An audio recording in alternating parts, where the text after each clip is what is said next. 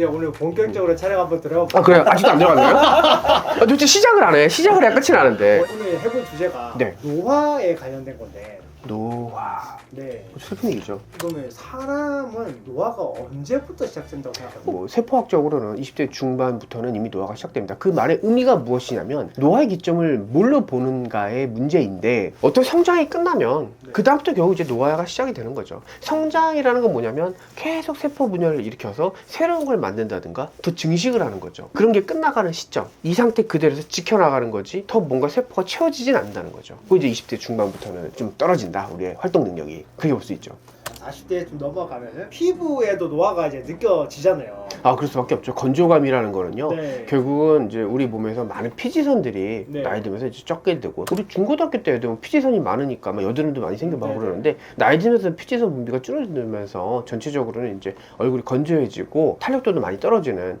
그러면 40대, 50대 어쩔 수 없이 나타나는 현상이죠. 그래서 이게 나이가 들면서 피부가 조금 탄력이 떨어지고 이렇게 했을 때 보통은 이제 가성비로 많이 한다는 게 슈링크랑 인모드가 있더라고요. 아, 그런 거 많이 합니다. 네. 네. 슈링크랑 인모드는 이제 어떤 사람들한테 좀 적합할까요?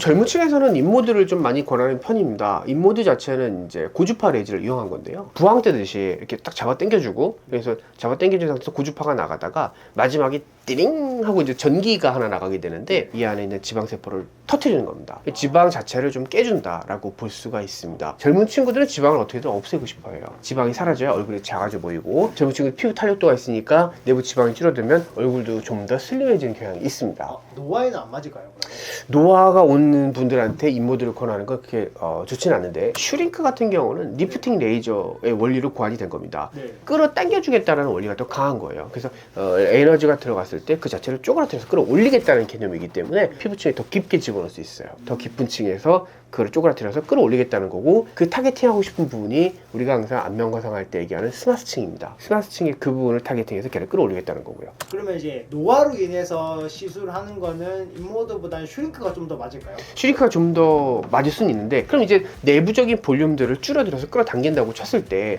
과연 그러면 노화가 이 우리의 피부 안쪽에서만 일어나는 것이냐에 문제가 있습니다. 피부 바깥쪽이 많이 쳐져 있잖아요. 피부가 남는다는 거죠. 그나마 있던 피부에서도 볼륨이 이만큼일 때 피부가 남는데 볼륨이 더 줄어들면 피부는 더 많이 남잖아요. 그래서 내부의 볼륨을 줄여서 끌어당긴다 할지라도 피부가 많이 남게 되면 이미 그 상태로 피부는 더 처지게 되죠. 단순하게 뭔가를 얻고 싶으니까 내가 많이 처졌으니까 에너지 세게 해주세요, 400샷 600샷 해주세요, 그런 것들 좋지 않을 수 있다. 레이저라는 것 자체가 유지 관리 장비인 거지 수술처럼 이걸 완전 돌리려는 장비가 아닌데, 거기에 너무 과도하게 했을 경우에는 부작용이 생길 수 있다, 이렇게 봅니다. 슈링크 같은 경우는 오랜 기간을 두고 좀 조금씩 지속적으로 하면 효과를 조금 더 유지 관리 장비로 보는 거죠. 현재 상태에서 더 나빠지지 않겠다, 나빠지지 더 처지는 걸 막아주겠다라는 장비인 거지. 나 지금 이거 했으니까 한 5년은 젊어졌으면 좋겠어, 한 2년만 3년만이라도 젊어졌으면 좋겠어, 이런 개념 자체도 저는 조금 애매할 수 있다, 이렇게 보는 거죠. 슈링크나 이런 거는 이제 풀 파워로 빨리 끝내는 좋다라고 하던데 그 사실 레이저에서 에너지 값을 되게 세게 때리는 건 의미가 없다고 봅니다. 그럼 오히려 위험도의 리스크만 높아질 뿐이니까 굳이 그렇게 할 필요도 없고요. 막 세게 때린다고 더 좋은 결과를 올라기보다는 화상 위험성이 높은 거죠. 일정 정도 이상을 주게 되면 그걸 우리 세포가 감당할 수 없습니다. 그럼 슈링크랑 인모드 말고 노화를 막기 위해서 수술 외적으로 시술을 좀 추천할 만한 게 있을까요? 노화의 또 하나의 부분들이 가장 크게 나타나는 게 색소입니다. 색소 레이저를 같이 병행하는 게 무조건 좋습니다. 왜냐하면 색소 부분들이 이제 햇빛을 받게 되고 자외선을 받으면서 여러분들의 이제 색소가 쭉쭉 올라오게 되는데, 그런 분들을 관리를 같이 해줬을 때 얼굴 톤이 업됐을 때 또 하나의 만족감이 상당히 좋습니다. 그럼 원장님 얼굴에 이미 생긴 주름살 같은 경우는 여러 얇은 선들이 있을 때 그 부분들에 좀 필러 같은 걸 넣을 수 있습니다. 그러면 이제 그런 고랑들이라든지 이런 분들 살짝 좀 채워주면 어느 정도는 좀 메꿔볼 수 있는 거죠. 우리는 항상 답을 갖고 있습니다. 너무 고민하지 마세요. 답이 없는 문제는 없습니다. 이 눈가 주름은 어떻게 하면 될까요? 눈가의 시작은 보톡스이고요. 눈가 쪽에는 사실은 필러를 넣지는 않습니다. 왜냐면 피부 자체가 너무 얇다 보니까 눈가 쪽에 필러를 넣을 수 있는 것들이 많이 없고요. 쌍꺼풀 수술 정도는, 동양인이 이렇게 많은 쌍꺼풀을 갖고 있을 수가 없는데 다들 쌍꺼풀을 갖고 있는 거 보면 쌍꺼풀 수술을 해보시면서 느끼셨겠지만, 눈 수술은 그래도 한번 해보신 경험을 토대로 눈 자체에 있어서 수술 너무 두려워하지 말아라, 이렇게 얘기하고 싶습니다.